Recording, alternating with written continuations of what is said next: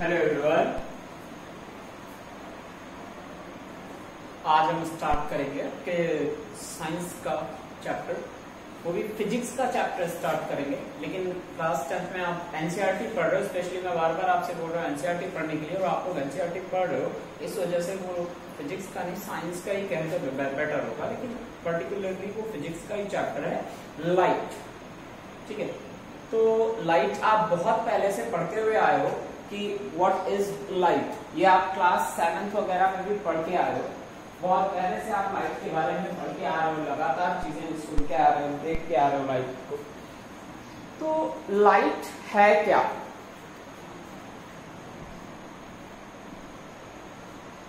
So we start chapter number 10 of NCERT, light. What is light? है क्या? ये physics का पहला चैप्टर है। अगर आप साइड बुक पढ़ने के आते हो तो पढ़ लेना, फर्स्ट चैप्टर है। साइड बुक मत पढ़ो, एनसीईआरटी पढ़ो। बार बार मैं आपसे कह रहा हूँ, पूरी साइंस की मैं बात कर रहा हूँ, क्लास 10 की पूरी साइंस की बात कर रहा हूँ। आपको इस लाइट चैप्टर में ही बहुत से लोग आपको पढ़ाएंगे, कम से कम 30-40 20-30 फॉर्मूले, अलग अलग चीजों के लिए अलग अलग फॉर्मूले बता दिए जाएंगे, और आपको लगेगा कि ये चैप्टर बहुत ही डिफिकल्ट है। ऑब्वियसली बड़ा चैप्टर है, नॉट डिफिकल्ट, इंटरेस्टिंग चैप्टर है यार। आप समझने की कोशिश करो। आप बचपन से अभी तक लाइट के बारे में देखते आए हो, लाइट के फिनोमेना को देखते आए हो, ये सब कुछ आपके सामने हुआ है।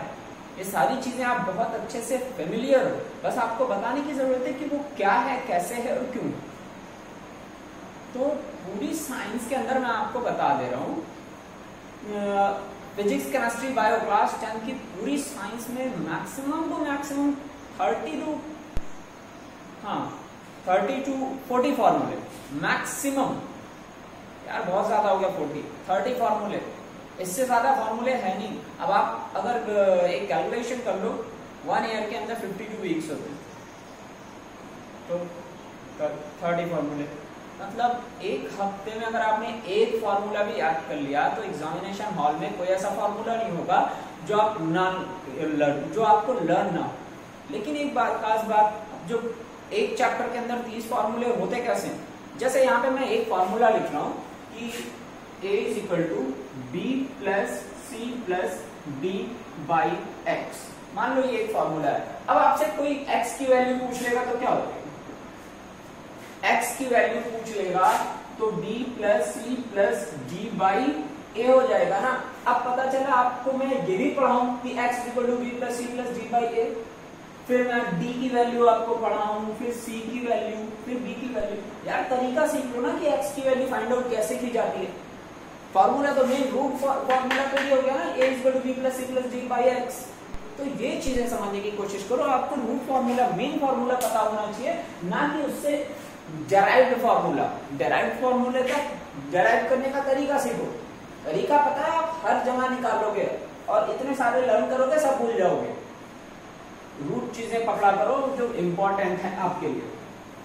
ठीक है, तो फिलहाल परेशान नहीं हो, साइंस एक बहुत ही इंटरेस्टिंग सब्जेक्ट है। अगर आप इसको इंटरेस्ट लेके पढ़ना शुरू कर दो तो, अदरवाइज ये आपको बहुत परेशान करे। ठीक है, तो साइंस में इंटरेस्ट लो और इंटरेस्ट लेके पढ़ो, और ज्यादा परेशान होने की जरूरत नहीं है। पूरी साइंस में मैक्सिमम 30 फॉर्मूले हैं, इससे ज्यादा फॉर्मूले नहीं है साइंस में। आपकी क्लास की मैं बात कर रहा हूँ, साइंस में फॉर्मूले अनलिमिटेड है, आपके क्लास की बात कर रहा हूँ, इससे ज्यादा नहीं। ठीक है, तो चलो हम लोग स्टार्ट करते हैं। What is light? Light is a form of energy which make things visible to our eyes. बचपन से देखते आ रहे हो, रात है, अंधेरा है, अचानक आपके कमरे में बल्ब जला, सब कुछ आपको दिखाई देने लगा, तो क्या हुआ? Light is a form of energy which make things visible to our eyes, जो हमारी आंखों को चीजों को दिखाने का काम करती है। What is light? Light is form of energy which make things visible to our eyes. Visible to our। अच्छा, कुछ लोग परेशान होंगे कि और मतलब बहुत इंपॉर्टेंट चैप्टर है, इलेक्ट्रिसिटी, मैग्नेटिज्म, ये क्यों नहीं स्टार्ट हो रहा है? तो याद रखना बहुत इंपॉर्टेंट चैप्टर है और मैं अपनी आदत के मुताबिक इन चैप्टर्स को एकदम लास्ट में पढ़ाता हूँ एग्जामिनेशन के करीब, ठीक है? तो अभी नहीं पढ़ाया जाएगा ये चैप्टर आपको।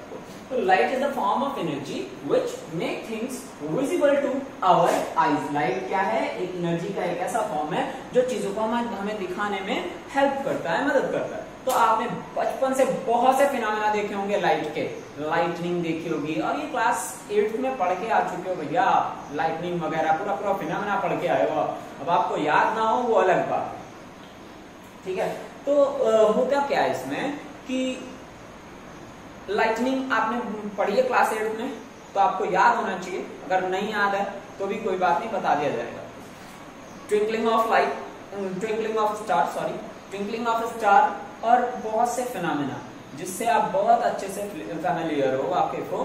तो ये चीजें आपको और इंटरेस्टिंग लगेंगी तब जब आप लाइट के बारे में थोड़ा सा और जानकारी एक्वायर कर लो।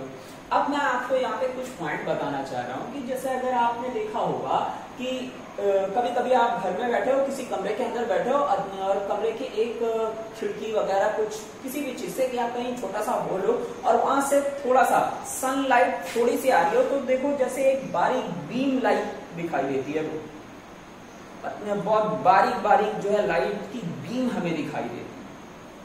तो इससे आप क्या कंक्लूड कर सकते हो? Light travel in a straight line. और आप किस चीज से कंक्लूड कर सकते हो कि light travel in a straight line? कैसे आप अंदाजा लगा सकते हो? तो ये इसका बहुत सा तरीका है। तो सबसे पहली एक बात है कि light seems to travel in straight line. क्या है? Light seems to travel in straight line, straight line. अब जैसे देखो, मान लो यहाँ पे एक लाइट का सोर्स है, बहुत बड़ा लाइट का सोर्स है और इधर से लाइट आ रही है, ठीक? अब और यहाँ पे एक फिल्म है। फिल्म क्या होती है? जिस भी ऑब्जेक्ट, ऐसा कोई भी ऑब्जेक्ट जिसपे आप किसी चीज का इमेज ले रहे हो उसी को फिल्म कहते हैं, ठीक है? मतलब जिस पे, जैसे एक ये दीवार है, मैंने हाथ यहाँ पे किया, अपना हाथ यहाँ पे किया, देखो ऊपर से लाइट आ रही है, आप यहाँ पे देखो थोड़ा सा ऊपर से लाइट आ रही है, मेरे हाथ पे पड़ रही है और हाथ की जो परछाई है वो यहाँ पे बन रही है, ये देखो। तो ये एक ऑपेक ऑब्जेक्ट है, इस वजह से ऐसा हो रहा है। यहाँ पे देखो, यहाँ पे मैंने एक मार्कर भी दिखाया, आपको शो कर रहा हूँ, इसकी जो परछाई बन रही है वो यहाँ पे बन रही है, ठीक? तो अब इस चीज को समझने की कोशिश करो कि जैसे ये लाइट रेज इधर से आ रही है, ठीक है? तो यहाँ पे कोई ऑब्जेक्ट आपने रख दिया, तो जो भी ऑब्जेक्ट आप रखोगे इसकी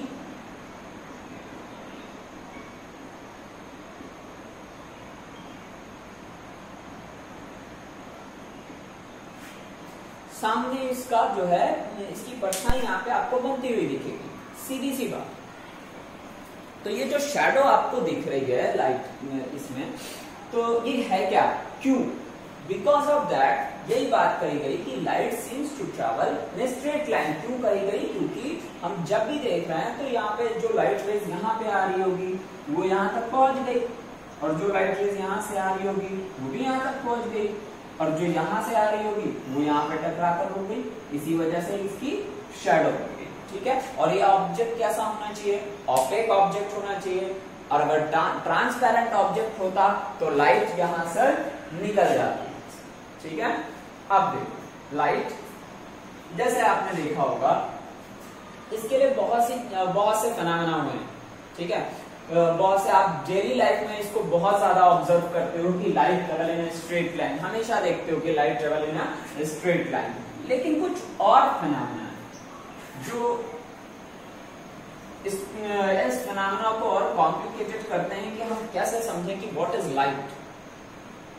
लाइट, को हम कैसे समझें। तो यहाँ पे सिर्फ एक पॉइंट अभी तक मैंने आपको बताया है कि light travel in a straight line, ठीक है? Light travel in straight line. तो ये बात बस ध्यान रखना। अभी हमने आपको एक पॉइंट पढ़ाया है कि light travel in straight line. Next है diffraction of light.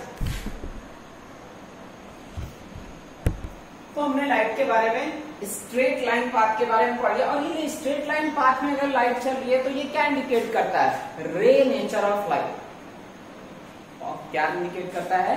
Light is अ रे, मतलब एक बीम के तौर पे चलती है, ठीक है। अब यहाँ पे हम एक और फिनोमेना की बात करेंगे। मान लो ये एक बहुत बड़ा लाइट का सोर्स है, यहाँ से इस साइड से लाइट आ रही है और ये एक फिल्म है, दीवार है, जो भी समझना है, वॉल समझना है, जो भी समझना है समझ लो। और यहाँ पे कोई एक छोटा सा ऑब्जेक्ट, ऑपेक ऑब्जेक्ट रखा हुआ है। अब ये छोटा सा ऑपेक ऑब्जेक्ट आप अपने लाइफ में, नॉर्मल लाइफ में करके कई बार इस चीज को देख चुके हो, लेकिन आपने पता नहीं ऑब्जर्व किया कि नहीं किया।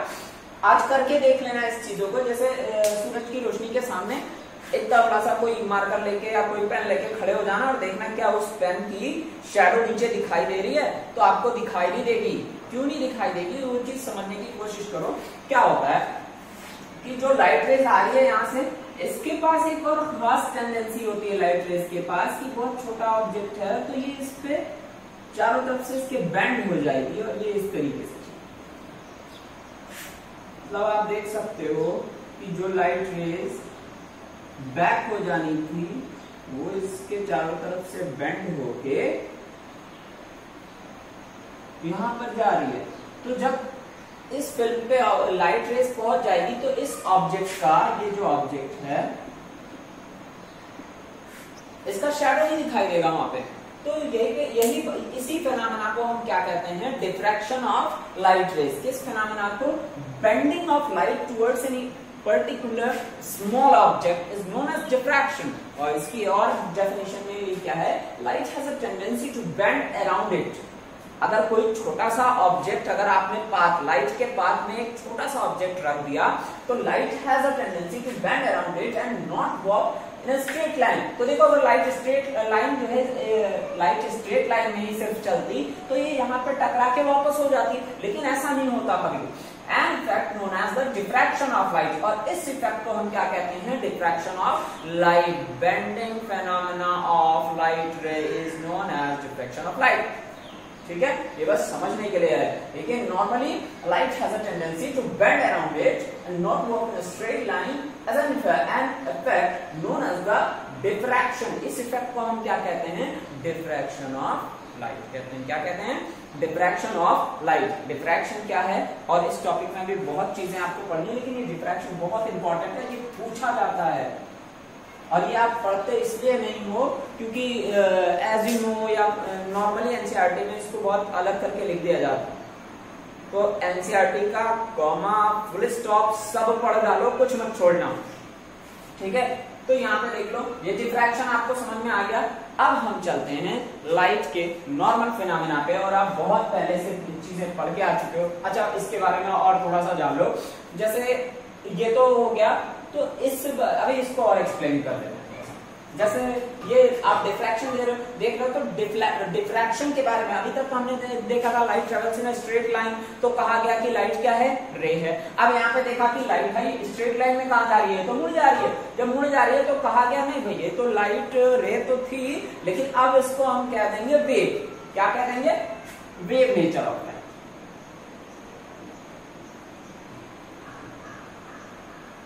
बहुत दिक्कत, रे नेचर या वेव नेचर, कौन सा नेचर है लाइट का? तो बहुत कश्मकश थी इसमें, लेकिन अब क्लियर हो चुका है। और ये अभी आप पढ़ोगे ही नहीं, आप पढ़ोगे जब आप 12th में पहुंचोगे तब इसके बारे में, ठीक है। तो बहुत ज्यादा डिटेल नॉलेज आपको नहीं एक्वायर करनी है इसके बारे में। पीएचडी मत करने बैठ जाना इसमें, जितना आपके सिलेबस में है उतना पढ़ो, ठीक। तो यहाँ पे देखो वेव नेचर। फिर आई हमारी इन सबको, इन सारी कंफ्यूजन्स को दूर करने के लिए एक theory I, quantum theory.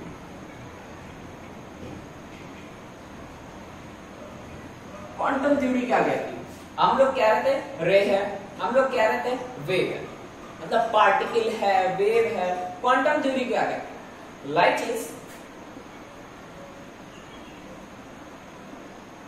Is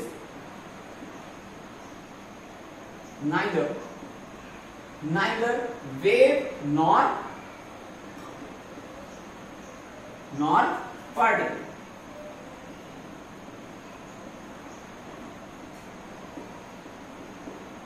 मतलब इन्होंने सब कुछ क्लियर कर दिया। भाई साहब आप लोग इतनी बहस कर रहे हो, वेव है पार्टिकल है, ये है वो है, ना तो ये वेव है ना तो ये पार्टिकल है। किसने कहा? क्वांटम थ्योरी के अकॉर्डिंग ये बात है। क्वांटम साइंटिस्ट थे आप, क्या थे ये आपको जानना है। अब भी नहीं जानना है, इनके पीछे मत पड़ना है, ठीक है।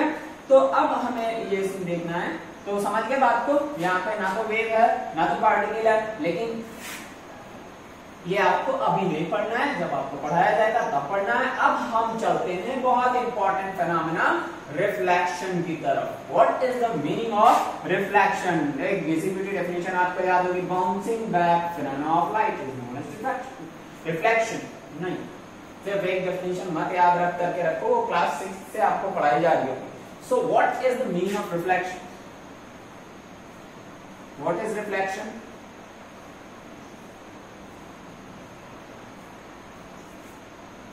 What is reflection? रिफ्लेक्शन क्या है? आपने बॉल अपने हाथ में, देखो मैं बार बार कभी आपसे बोलूंगा कैरम खेलो, कभी बोलूंगा क्रिकेट का बॉल पकड़ो, तो बॉल अपने हाथ में पकड़ा, सामने एक दीवार, बॉल को खींच के दीवार पे मारा तो बॉल जाके दीवार के अंदर रह जाएगा, है ना?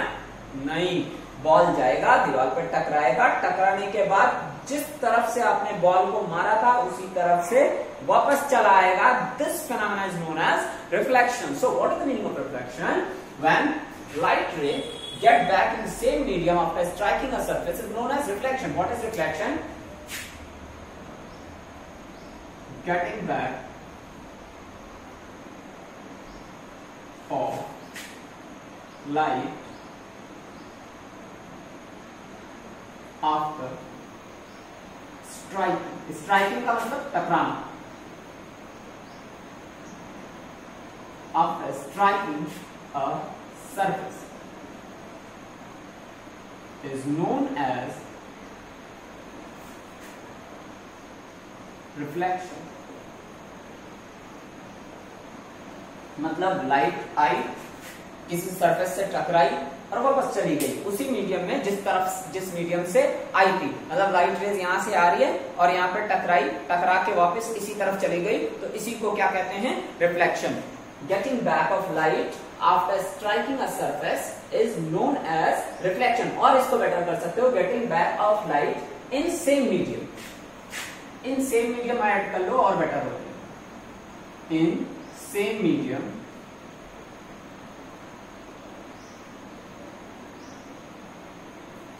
after striking a surface is known as reflection. ठीक है, तो ये तो हो गया रिफ्लेक्शन की डेफिनेशन हो गई रिफ्लेक्शन की आपके लिए।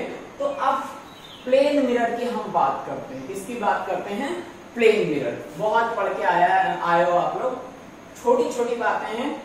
अब आप सोच रहे होंगे सिलेबस में प्लेन मिरर है नहीं, पढ़ के आए हो, मुझे पता है कितना पढ़ते हैं। प्लेन मिरर, ठीक है। सबसे पहले हम पढ़ते हैं प्लेन मिरर के बारे में। सब क्या बनता कैसे है? एक ग्लास ले लिया, इस पे सिल्वर की कोटिंग कर दी एक तरफ से। अब मान लो हमने इधर सिल्वर की कोटिंग कर दी, ठीक है, तो ये बन गया मिरर। अब किस तरफ से ये रिफ्लेक्शन करेगा? जिस तरफ से कोटिंग की गई इधर से, मतलब जो लाइट इधर से आएगी वो रिफ्लेक्ट हो जाएगी? नहीं, ऐसा कभी नहीं हो सकता। ये अपने अपोजिट साइड से रिफ्लेक्शन करना शुरू करेगा। मतलब इस तरफ से जो भी लाइट रेज इधर से आएगी वो टकराने के बाद इस तरफ चली जाएगी। This will be known as reflection. क्या हो जाएगा? यही क्या होगा? रिफ्लेक्शन। अब प्लेन मिरर की कुछ खास बातें हैं वो मैं आपको बता दे रहा हूं। तो सबसे पहले लॉ ऑफ रिफ्लेक्शन के बारे में जान लो। What is law of reflection? First point क्या है? लॉ ऑफ रिफ्लेक्शन की हम बात करेंगे तो यहां पर इंसिडेंट एंगल और रिफ्लेक्टेड एंगल ऑलवेज इक्वल होते हैं। क्या होता है ये? ठीक है, चलो वो छोड़ो, यहाँ पे अभी ये एक प्लेन मिरर है। मान लो कोई लाइट रेज यहां से आ रही है, ठीक है, एक लाइट रेज यहां से आई, तो जो लाइट रेज आ रही है मिरर की तरफ आ रही है, इसको हम कहेंगे इंसिडेंट रे। इंसिडेंट रे मतलब आने वाली रे, ठीक। अब ये लाइट रे आई और जिस पॉइंट से, यहां पर जिस पॉइंट से टकराएगी मिरर पे, उस पॉइंट को हम कहेंगे पॉइंट ऑफ इंसिडेंट, क्या कहेंगे, पॉइंट ऑफ इंसिडेंट। ठीक, उसके बाद टकराने के बाद ये इसी मीडियम में वापस चली जाएगी और जो रेस वापस गई उसको हम कहेंगे, क्या कहेंगे उस रेस को, रिफ्लेक्टेड रे। क्या कहेंगे, रिफ्लेक्टेड रे। तो इंसिडेंट रे क्या है, रिफ्लेक्टेड रे क्या है, समझ में आ गया। अब इस पॉइंट ऑफ इंसिडेंट पे हम एक परपेंडिकुलर ड्रॉ करेंगे। क्या ड्रॉ करेंगे, परपेंडिकुलर मतलब 90 डिग्री। तो ये हो गया एक परपेंडिकुलर। तो जो परपेंडिकुलर है इसी को हम क्या कहते हैं, नॉर्मल कहते हैं। क्या कहते हैं, नॉर्मल। ठीक, अब इंसिडेंट रे नॉर्मल के साथ जो एंगल बनाएगी उसको हम कहेंगे इंसिडेंट एंगल, एंगल आई। ठीक, रिफ्लेक्टेड रे नॉर्मल के साथ जो एंगल बनाएगी उसको हम कहेंगे एंगल आर। मतलब angle form by incident ray with normal is known as incident angle and the angle formed by reflected ray with normal is known as reflected angle। जो incident ray normal के साथ जो angle बनाएगी उसको incident angle कहेंगे और reflected ray normal के साथ जो एंगल बनाएगी उसको हम क्या कहेंगे, एंगल ऑफ रिफ्लेक्शन कहेंगे। और I always equal to R, angle I always equal to angle R. मतलब एंगल आई और आर हमेशा एक दूसरे के बराबर होते हैं। ठीक है, ये पॉइंट समझ में आ गया। अब कुछ बेसिक चीजें बता देता हूं, अभी आपको लॉस लिख के भी मैं समझा दे रहा हूं एक बार। कुछ बेसिक चीजें, बेसिक चीजें क्या है, जैसे मान लो ये एक मिरर है। अब मिरर के बारे में कुछ बेसिक पॉइंट कि कोई भी ऑब्जेक्ट क्या किस तरीके से इसका फिनोमेना होता है, क्या ये शो करता है, क्या नहीं शो करता, तो वो हम देखेंगे।